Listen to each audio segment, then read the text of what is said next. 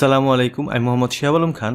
আমি আজকে আপনাদেরকে দেখাবো ডিএসসিতে যে লিস্টেড সিকিউরিটিসগুলো আছে এই সিকিউরিটিসগুলোর ভিতরে মার্জিনেবল সিকিউরিটিসগুলো কোনগুলো সেগুলো আমরা কীভাবে পেতে পারি লিস্ট আকারে। তো মার্জিনেবল সিকিউরিটিসের লিস্ট পাওয়ার জন্য আমাদেরকে প্রথমে dscbd.org এই ওয়েবসাইটটিতে আসতে হবে।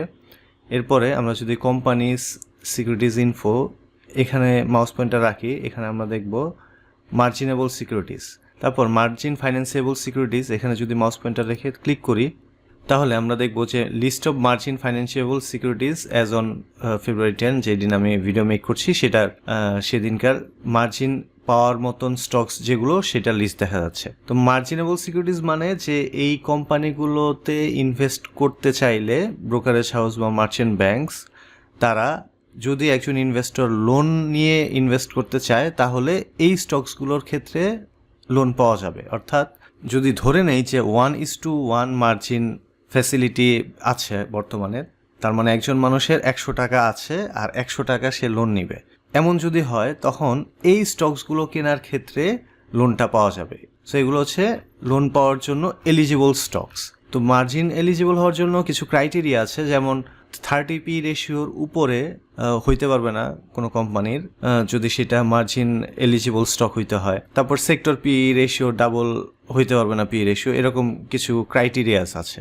ওইগুলার উপর বেস করে কোন কোন স্টকস লোন পাওয়ার যোগ্য সেটা নির্ধারিত হয়। তো এখানে আমার পয়েন্ট মার্জিন ফাইন্যান্সিয়াল সিকিউরিটিস দেখানোর মানে লিস্টটা দেখানোর উদ্দেশ্য এটা না যে এই স্টকসগুলোতে ইনভেস্ট করার ক্ষেত্রে মার্জিন পাওয়া যাবে, সো মার্জিন নেওয়া উচিত বা এরকম। বরং আমি এখানে সেটা বলতে যাচ্ছি এই ভিডিওর মাধ্যমে যে এই স্টকসগুলো জেনারেলি সেফার।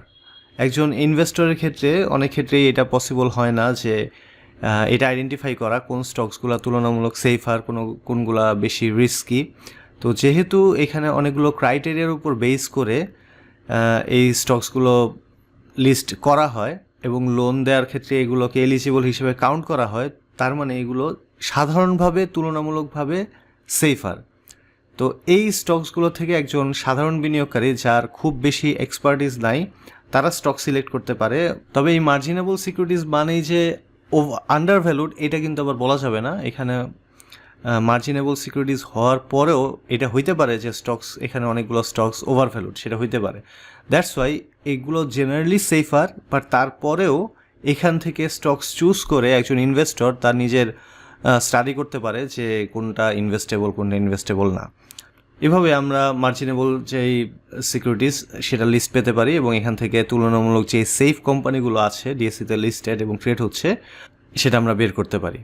তবে এখানে একটা কথা বলা উচিত যে এই লিস্টের বাইরে যে স্টকসগুলো আছে সেগুলো যে একদমই ইনভেস্টেবল না এটাও বলা যাবে না। এর বাইরের স্টকসগুলো ইনভেস্টেবল হইতে পারে এবং আন্ডার ভ্যালুড স্টকও হইতে পারে। সো এটা হচ্ছে একদম জেনারেলি স্পিকিং যেগুলো সাধারণভাবে তুলনামূলক সেফার সেটা বোঝার জন্য এই লিস্টটা দেখা যেতে পারে। তো এই ছিল আজকের ভিডিওটি যদি আপনাদের ভালো লেগে থাকে তাহলে লাইক এবং শেয়ার দিতে ভুলবেন না।